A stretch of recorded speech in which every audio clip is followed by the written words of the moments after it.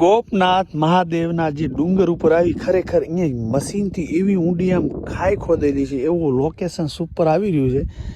અને ઉપરથી સામે મહાદેવજીનું મંદિર અને તમે જુઓ છો આ બાજુ તમને શિવાભાઈ આ ભાઈ કયા કયા ગામ હે 1 મિનિટ માટે જરાક બતાવી દો ને. આ સણોસરા, અચ્છા ધરમપુર, અચ્છા આ ગુંડળા, અચ્છા કુંડળા, જેલડા આમ આવ્યું, અચ્છા પછી આના ડુંગર પર ઝીણાવારી, અચ્છા જીણાવારી એટલે હું આની પર ભીતમાં ભોયરું છે ને હા. એ ભોયરું છે જુનાગઢ નીકળ્યું. અચ્છા આ બધા લોકો કે છે હા હા હા અત્યારે અવશેષ તો છે હું અવશેષ છે મારી. આપણે ની વાત જોવા જવું છે.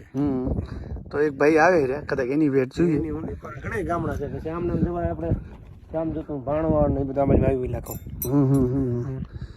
સરસ ભાણવડ અને પછી ઓલો ભાણ જેઠવાનું ગામ હા. અને પછી આપણે આ ઓલું બીજું કેવું દાંતર રોડ એ બાજુ આવે ને વીર મંગળા વાળું. આપણે વીર મંગળા વાળું ગામ જેનું એ આશરે કેટલું થતું હશે આજથી તઈ દાંતરવડ અહીંયાથી કેટલું આશરે થતું હશે અંદાજે આપણે 40 જેવું ભાણવડ થાય. કાલે જવાની ગણતરી છે. હા, કાલ ઉપર આપણે રાખી હા, ભૂત વડલો વલ્લો ઘણા બધા જૂના ઘણા અવશેષ. ઘણા એ બેડા ડુંગર માં બધું જોવા જેવું જ છે.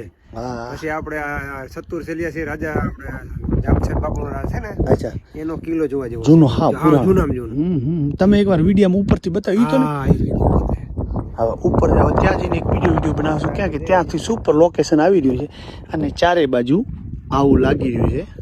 એક્ઝેક્ટ આ આપણું એડ્રેસ શું છે અહીંયાનું એડ્રેસ એટલે અહીંયા આપણે કઈ જગ્યાએ ઊભા છીએ આ ડુંગરનું નામ થઈ ગયું ગોપનાથ ડુંગર. ગોપનાથ અને કયા જિલ્લામાં પડતું હશે જિલ્લો આપણે જામનગર, તાલુકો લાલપુર અચ્છા ને સણોસરા ને ઝીણાવારી વચારે. બરાબર સુપર